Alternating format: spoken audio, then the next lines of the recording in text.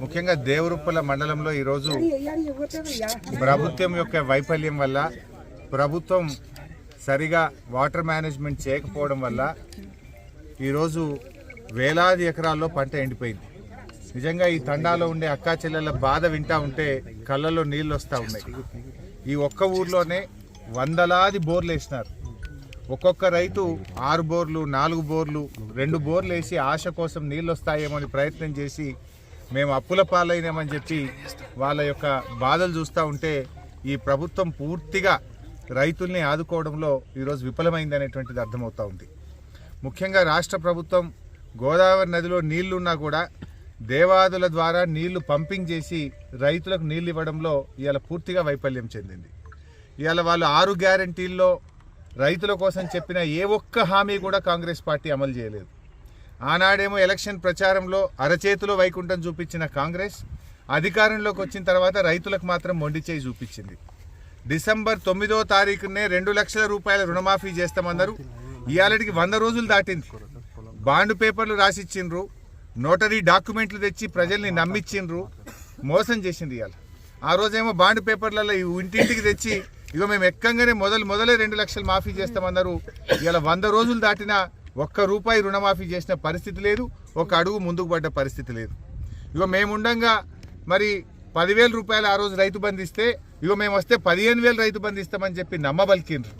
కానీ ఇలా 15,000 దేవుడమో ఎరుగు కానీ ఇచ్చే 10,000 కూడా ఈరోజు బంద్ అయిపోయినటువంటి పరిస్థితి. ఇగో ఈ లక్ష్మిని అడిగినా, సత్యమ్మని అడిగినా, నరసింహాని అడిగినా, ఈడ ఎవరిని అడిగినా మాకు రైతు బంధు రాలేదు అని చెప్పి ఇలా వాళ్ళు చెప్తా ఉన్నారు. అంటే ప్రభుత్వం కనీసం ఇచ్చే 10,000 రూపాయలు కూడా రైతు బంధు ఇవ్వలేదు. ఒకవైపు రైతు బంధు రాలేదు, ఇంకొక వైపు నీళ్ళు వస్తలేవు, కొత్తగా బోర్లు వేసి ఇలా రైతులందరూ అప్పుల పాలైనటువంటి పరిస్థితి ఉంది.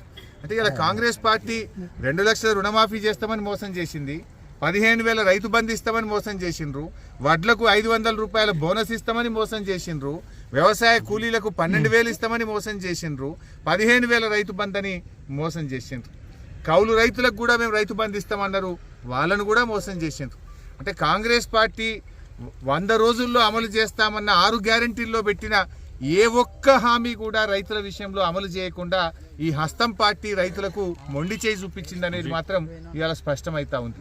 ఇలా కాంగ్రెస్ వచ్చిన ఈ 100 రోజుల్లో 180 మంది రైతులు ఇలా ఆత్మహత్యలు చేసుకున్నారు ఈ రాష్ట్రంలో. కేసీఆర్ హయాంలో రైతులందరూ కూడా సంతోషంగా ఉన్నారు. 2 పంటలు పండినాయి, రైతు బంధు అందింది, కాలువలలో నీళ్లు అందినాయి, బంగారమూల పంటలు పండితే ఇలా కాంగ్రెస్ పార్టీ వచ్చిన తర్వాత నీళ్లు వస్తలేవు, కరెంటు కూడా ఇప్పుడు ఈ ఎస్టీ రైతులను అడిగితే ఎప్పుడు వస్తుందో ఎప్పుడు పోతుందో తెలుస్తలేదు, 14-15 గంటల కరెంటు కూడా చక్కగా వస్తలేదు, మోటార్లు కాలుతున్నాయి, ట్రాన్స్ఫార్మర్లు కాలుతున్నాయి అని చెప్పి ఇవాళ అక్కా చెల్లెలు చెప్తున్నటువంటి పరిస్థితి ఉంది. అంటే ఈ కాంగ్రెస్ పార్టీ వచ్చిన తర్వాత ఇలా రైతుల కష్టాలు పెరిగినాయి. కేసీఆర్ రైతు బిడ్డ గనక ఆయన ప్రతి నిమిషం రైతుల కోసం దండలాడిండు. సకాలంలో ఎరువులు ఇప్పించిండు, విత్తనాలు ఇప్పించిండు, కరెంట్ ఇప్పించిండు, కాలువ నీళ్లు ఇచ్చిండు, రైతు బంధు ఇచ్చిండు, రైతు బీమా ఇచ్చిండు, ఇచ్చిన మాట నిలబెట్టిండు కేసీఆర్. కానీ కాంగ్రెస్ పార్టీ రైతులకు ఇచ్చిన ఏ ఒక్క హామీ కూడా అమలు చేయకుండా అడుగడుగున రైతులకు మోసం చేసింది. ఇలా రాష్ట్ర వ్యాప్తంగా దాదాపు 20 లక్షల ఎకరాల్లో పంట ఎండిపోయింది. వడగళ్ల వానబడి లక్షలాది ఎకరాల్లో పంట నష్టం జరిగింది. ఈ ముఖ్యమంత్రి గారికి కానీ ఈ మంత్రులకు కానీ కనీసం రైతుల్ని ఓదార్చే ఓపిక లేదు. 180 మంది రైతులు చనిపోతే ఒక్క మంత్రి కూడా పోయి ఇప్పటిదాకా ఒక రైతును పరామర్శించిన పాపాన పోలేదు. ముఖ్యమంత్రి ఏమో ప్రతిపక్ష నాయకుల ఇళ్లలోకి పోయి పార్టీలకు తెచ్చుకున్నానికి ఆయనకు టైం దొరుకుతా ఉంది.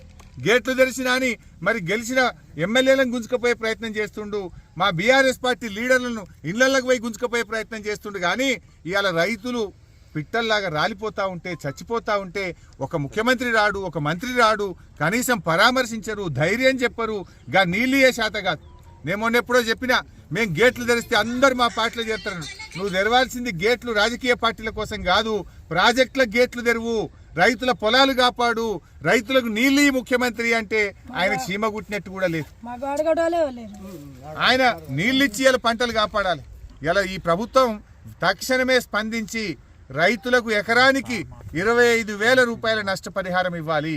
ఎక్కడైతే ప్రభుత్వ వైఫల్యం వల్ల, ప్రభుత్వమే పట్టించుకోకపోవడం వల్ల రైతులకు నష్టం జరిగిందో ఎకరానికి 25,000 రూపాయలు ఇచ్చి రైతుల్ని కాపాడాలి. తక్షణమే ప్రభుత్వం స్పందించాలి. అదర్వైజ్ ఏమైందంటే వాళ్ళ ఆత్మస్థైర్యం కోల్పోతా ఉన్నారు, ఆత్మహత్యలు చేసుకుంటా ఉన్నారు. ఇక్కడ చూస్తే ఒకే రైతు ఇలా సత్యమ్మ 4 బోర్లు వేసి ఆమె కళ్ళ నీళ్ళ పర్యాంతం అవుతా ఉంది. ఆమె బాధను మేము ఇలా చూస్తుంటే ఇలా గుండె గదిలిపోతున్నటువంటి పరిస్థితి ఉంది. ఇలా ప్రభుత్వం స్పందించాలి. ఇంతకుముందు కేసీఆర్ ఉన్న 10 ఏళ్లలో ఎక్కడ కనవల్లే, ఎక్కడ బాయిల పూడిక తీతకు క్రేన్లు కనవల్లే.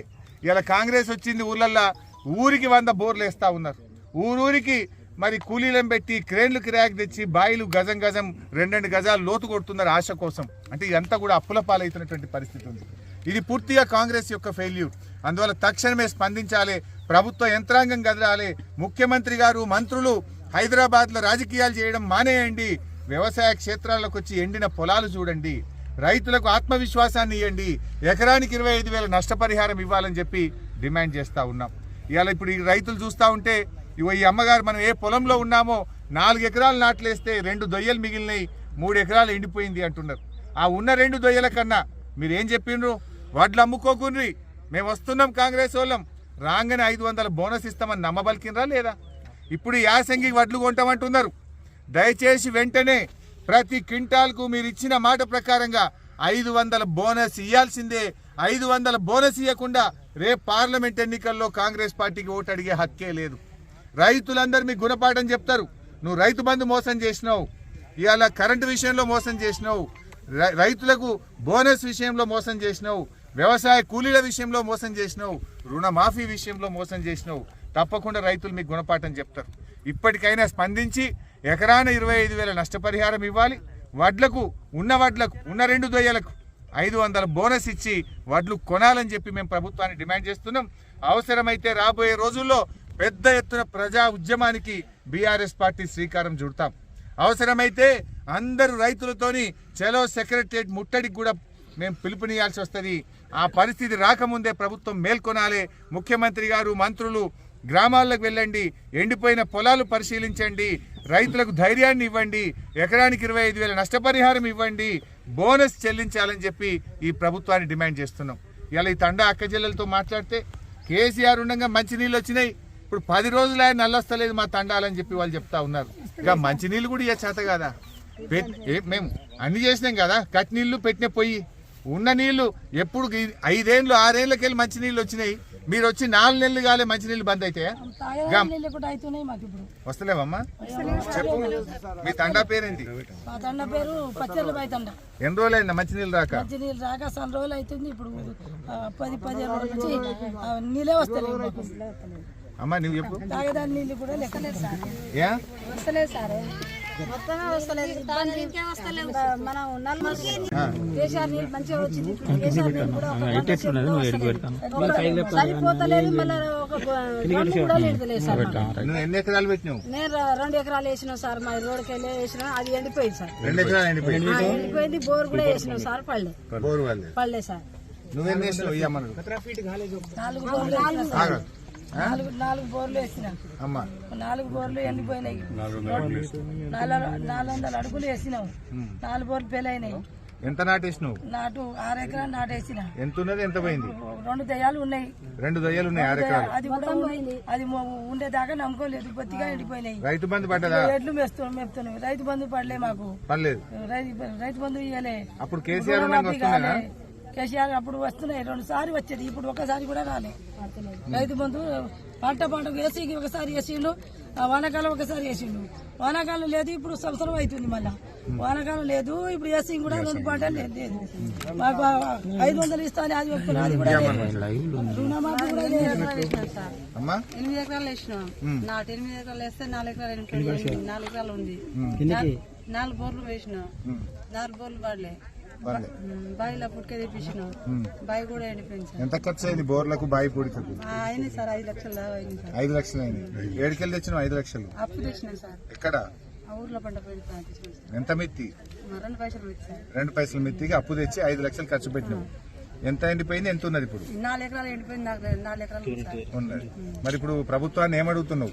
రైతు బంధు దయా సార్, ఏదన్నా రైతు బంధు ఇవ్వాలి, ఎండిపోయిన పొలాలకు ఎకరానికి 25,000 ఇవ్వాలి, నీళ్లు వెంటనే దేవాలయం నీళ్ళు మాకు అట్లా కావాలి సార్. ఉన్నప్పుడు ఒక పొలం కూడా ఎండిపోలేదు సార్. మేము మిషన్ పెట్టి చైన్ మిషన్ పెట్టి కోపించిన సార్ దిగబడుతుంది సార్ దిగబడుతుండే చైన్ మిషన్ పెట్టి పెట్టి కోపించిన అప్పుడు నీళ్ళు ఎక్కువై చైన్ మిషన్ పెట్టినావు, చైన్ మిషన్ పెట్టి కోపించిన ఇప్పుడు నీళ్ళు లేవు. మీ తండాల నీళ్ళు వస్తాయేమా? నరసింహ సార్ అప్పుడు మాకు 10 సంవత్సరాల నుండి కాలు వచ్చి ఎండిపోలేదు. బోర్లు కూడా 4 లక్షలు వేసిన బోర్లు పోయినాయి. ఎప్పుడు వేసినావు? మొన్నే వేసిన సార్. ఇప్పుడు 2 తల్లు అయితే పండిపోయింది. మొత్తం నీళ్ళు లేక నీళ్ళు వస్తాయని మొత్తం నాటి పెట్టినాం. ఇంతకు ముందు నాటి పెట్టినాడు ఎప్పుడు కూడా ఎండిపోలేదు. ఈ కాంగ్రెస్ ప్రభుత్వం వచ్చి మా పొలాలు మొత్తం ఎండిపోయినాయి. ఏది బందికి రాకుండా అయిపోయింది. ఫస్ట్లు అమ్ముకున్నాం, ఫస్ట్లు కూడా గడ్డికున్నాయి. ఎన్ని బోర్లు వేసినావు? 4 బోర్లు వేసినాం సార్. 4 లక్షలు 4 బోర్లు ఒక్కనే ఇక్కడ పక్కన వేసినాం సార్. ఈ నెలలోనే 4 బోర్లు వేసినాం. 400 ఫీట్లు వేసిన కూడా నీళ్ళు వస్తాయి. 4 లక్షలు అప్పైనవా? 4 లక్షలు ఇది ఒక 4 లక్షలు ఇదేంటి పెట్టుబడి? పిండి బస్తాలు నాటుబెట్టు అది మొత్తం 6 ఎకరాలు ఉంటుంది సార్. నువ్వు ఒక్కరు 6 ఎకరాలు ఇస్తావు. 6 ఎకరాలు ఇస్తాం. 6 ఎకరాల్లో ఇప్పుడు ఎండిపోయిందా? 6 ఎకరాలు ఎండిపోయింది. ఎంత ఎండిపోయింది? ఇప్పుడు 6 ఎకరాలు ఏముంది, 2 ఎకరాలు ఏముంది సార్. 2 మిగిలింది, 4 ఎండిపోయింది. 4 వదిలిపెట్టినాం నీళ్ళు లేక. నీళ్ళు లేక వర్షాల్లో బారిచాం. అది కూడా రైతు బంధు వచ్చిందా? రైతు బంధు రాలే. వల్లే ఈసారి రైతు బంధు వల్లే. అంటే నీ పేరు మీద వెళ్తున్నది ఆ పేరు మీద 4 ఎకరాలు ఉంది సార్. 4 ఎకరాలు ఉన్నది కానీ రాలే. చాలు. ఏం పేరు అన్నావు? నా పేరు నరసింహ సార్. నరసింహ నాయక్. మీరు కూడా వెళ్ళిపోయినాయా? నువ్వేం చేసినావు తల్లి?